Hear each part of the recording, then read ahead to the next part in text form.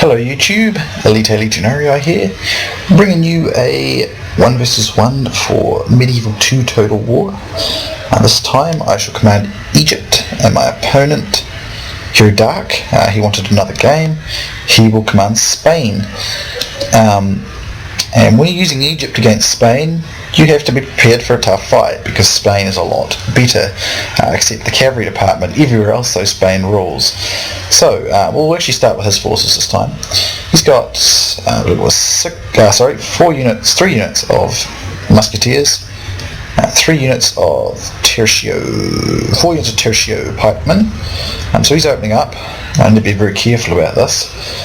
Behind those he's got let's see, a feudal knight, dismounted chivalric knight, two dismounted conquistadors, another tertio pike there, and in the back here he's got some Pope's crossbowmen, general's bodyguard, mounted crossbowmen, chivalric knights, Knights of Santiago, and conquistadors.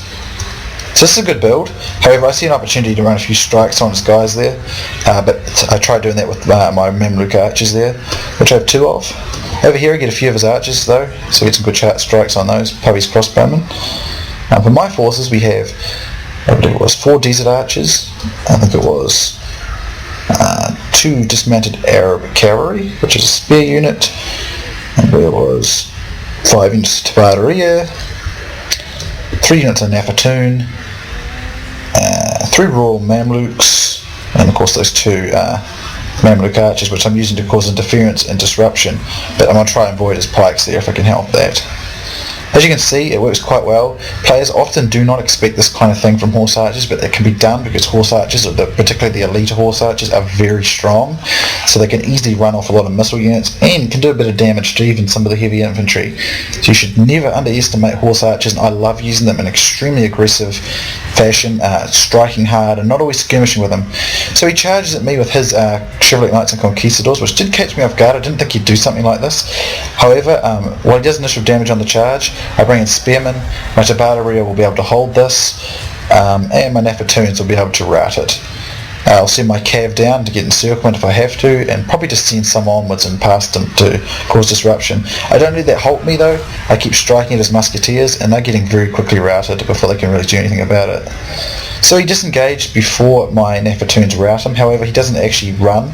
I suspect he's having a bit of micro trouble, which, you know, happens. Backline here, I've got my Mamluk archers causing some disruption, and he doesn't see it. So this is what I mean. Even into the, I know it's the back, but even into these infantry, look, that unit just lost 30 men in that heavy infantry unit to a horse archer. So this is what I'm talking about. If you did that from the front, you'd probably still kill 20. So, you know, horse archers, or at least the high quality ones like this, are very good at doing charges and heavy aggressive tactics, so you should always do that where you can. So here I destroys cavalry with these Royal Mamluks. I'm getting a bit snagged on these guys here though. However, they're getting a bit disrupted, so I'm not too drastically bothered. I've got my Tabateria following up. However, you want to be very careful using two-handed units like axes and stuff against pikes, because pikes don't do very well against that. Over here I do use another charge against this unit, and that pretty much puts an end to it. It's down to 9, and it routs it from horse archers. So that's how you can use horse archers to be very, very, very deadly. Over here I do the same to this unit of heavy infantry, and I'm wrapping around his flank now with my Royal Mamluks. So let's get some close-ups here. These Tabateria are very much outclassed by his infantry, but because it's in such a disarrayed mess, there's a lot of trouble for him. I'm bringing my Nafatoons up now. I doubt I'll need them, to be honest, but if you're facing a player you know to be very skilled, and that's nothing against Herrdak, but I think he was fairly new, to be honest, but if you're facing a player you know to be very skilled, and you're going to be facing Spain using Egypt, if they're skilled on the same level as you, then you're probably going to most likely lose, because Spain's just quite a lot better than Egypt, but you're going to want Nafatoons because they can help rout the very strong units. But I've got an encirclement here, and over here my Tabateria are fighting away pretty good, but he's not really got his pike wall down. But if they get their pike wall down, they'll beat a lot of two-hander units. So over here I catch out the rest of his cav, my Mamluks. Royal Mamluks, this is the area where Egypt is very good in Medieval 2. The cavalry is excellent. Some of the best cavalry in the game belongs to Egypt. The thing is, we've got nothing else that's particularly any good. That's what I had to say. They haven't got very good foot archers. They haven't really got very good infantry. They've got Napatoons, which is great.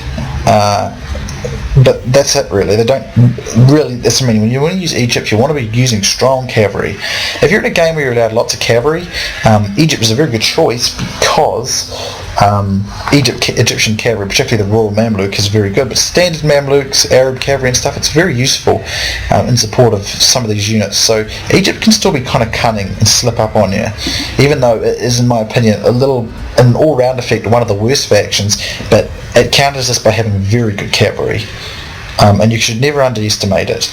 But Spain is a great deal better. But the thing is, like, I'm not trying to sound arrogant or overconfident or anything. It's just my opponent was, I think, pretty inexperienced, so I was able to easily defeat him. But it's basically, horse archers. You should never underestimate them and their ability to charge. They're very good in a charge. Like, you don't do this with light horse archers. You want to do this stuff with, like the Byzantine Vardaritai, the Russian Vor, the Mamluks for Egypt, the Sipahi for the Turks, Hungarian nobles. The good high quality horse archers is basically what I'm talking about here. Here's his crossbowman just getting defeated there, because you don't want to use like the medium or light horse archers because they really won't do that very well against this sort of thing. So I'm going to have to chase him around again at the last fight, so I'll just speed this up.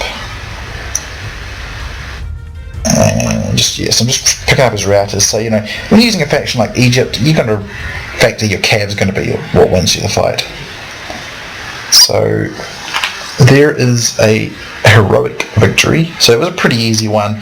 I didn't want to stay up on that hill, of course. I always come down when I'm on this map, unless I'm at a hugely disadvantaged situation, because it's never fun to fight someone uphill, if you can help it. So I come down, fight them on even terrain there.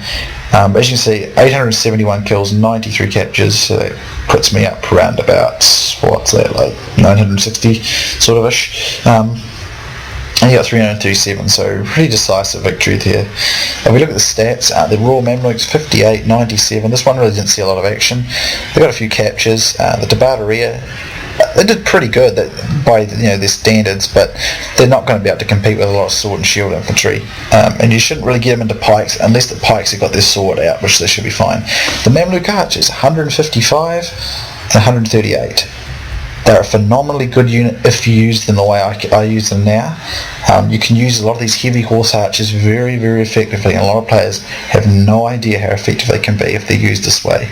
So don't underestimate them. Very good. They got the most kills by far. And then we have the Nubian archers, which surprisingly got all around 50 basically. So a couple of them over 50, a couple of them very close. That's very good because they're not a good archer unit really. They're effective, they'll do enough, but they're not great. But they did pretty good in this fight. Use combined concentration fire, target one target at a time basically, you get more assaults that way. The Napatoons, they're usually pretty self-explanatory. You want to be using those to cause massive morale damage to superior infantry so that your weaker units can win. So they're usually an integral part and a vital component to an Egyptian army, because Egypt does not have good infantry or good missile units. It has to rely on its cavalry, and if it's facing a faction that's got equally as good cavalry, then it can be very tricky for Egypt to win a fight. So Napatoons are quite often a big part of an Egyptian army. So if you're facing Egypt, you should anticipate them. If you're not using them as Egypt, you're giving yourself quite a challenge. And the dismounted Arab cavalry, they would just support meat shield or whatever else they needed to be. They didn't really do much this fight, to be honest, but we never know what those units can be quite useful for. But anyway, good game to Herrdak. Hope you guys enjoyed this, and I'll see you soon next time.